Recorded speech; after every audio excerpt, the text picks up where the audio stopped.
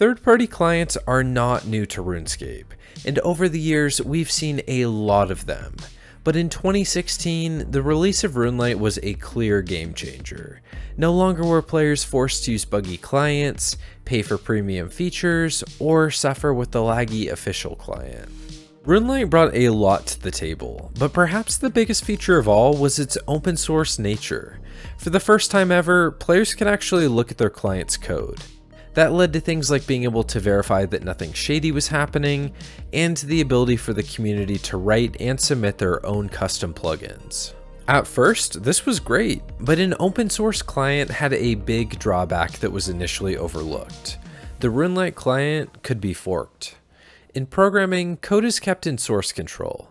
This allows for code record keeping so that developers can do things like track old code versions and easily revert back if something breaks in a new release. However, in the early days of RuneLite, anyone could clone or basically make a local copy of the entire client. If this sounds familiar, you might be an OG subscriber to my channel. Back when I had just 30 subscribers, I released a podcast talking about this very issue.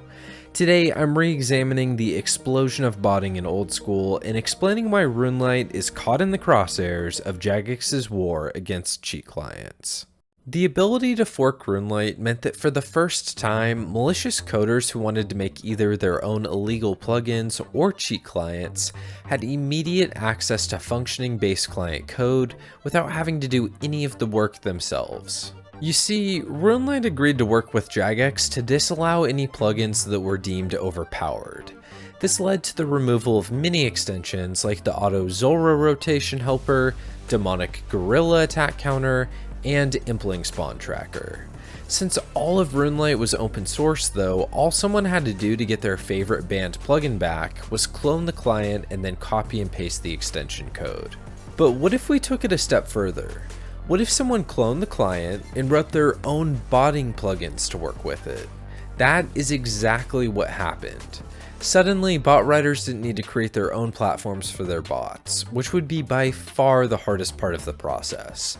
Now they could leech off of RuneLite to do the heavy lifting for them. This option was quickly noticed, and bad actors forked the client over and over, building up dozens if not hundreds of unique RuneLite-based bot clients to run their farms. In 2018, Jagex succeeded in convincing Adam, the creator of RuneLite, to hide some of the critical pieces of code that were responsible for the client's connection with the old school engine, but it was far too late. The barrier to entry for botting was now at an all-time low, and botting began to expand to a scale of which old school RuneScape had never seen before. This problem continues to this day. The sensitive RuneLite code used to connect to the old school engine is still floating around out there, and chances are the bot standing next to you was created with the help of RuneLite. So where does that leave us today? Most people play old school RuneScape with RuneLite, legitimately.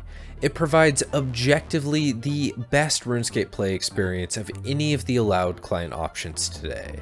Players have become accustomed to this better experience, and the thought of going back to the vanilla client is unacceptable to the player base. But that leaves Jagex in a tight spot. As long as RuneLite is allowed, creating bot farms is relatively easy. Jagex has the ability to see which client you're playing on, sort of. Jagex can see that I, Zord, am currently playing on RuneLite. The problem is, if I were to go download and play on a cheat client that was forked from RuneLite, it still looks like RuneLite on their end. That means if Jagex wants to get rid of botting and cheat clients, which they do, they'll also have to ban RuneLite. But they wouldn't actually do that, right? Oh yes they would, and the process has already started. In February of last year, Jagex released the first public version of the Steam client.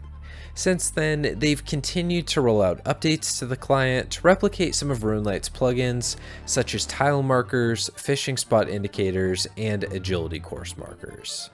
Ask yourself, why would Jagex be spending precious development resources to recreate RuneLite features in their own Steam client when RuneLite itself is already an approved third-party client?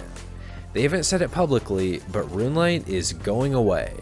Once Jagex gets the Steam client up to par and has the vast majority of plugins that today's player base relies on, they'll ban all third-party clients, RuneLite included.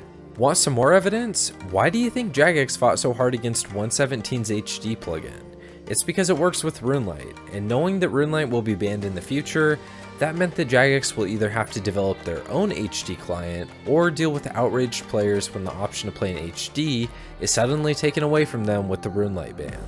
Jagex has since come out and said that they will indeed be working on their own HD client, but again, why would they invest the time and energy into that development if they were going to allow RuneLite to stick around? It doesn't make any sense from a business perspective. By forcing players onto the Jagex client, botters will no longer be able to leverage RuneLite spin-offs for botting because Jagex will be able to issue bans to anyone not playing on their official client.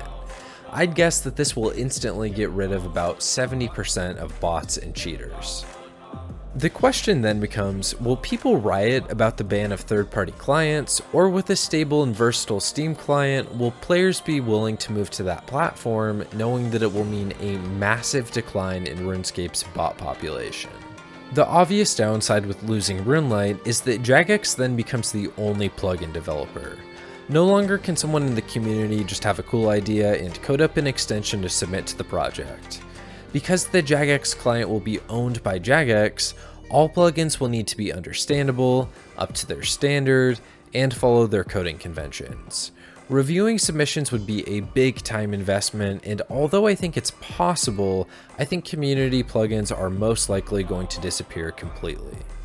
Jagex isn't quite far enough along in their client development to say it yet, but mark my words, RuneLite and all other third-party clients are on their way out, and in a couple of years, the Jagex client with some new bells and whistles will be your only choice if you want to play old school. So what do you think about all of this? Would you trade RuneLite for the removal of most bots? Let me know your thoughts, and if you enjoy these technical types of videos, a like or a subscription really means a lot to me.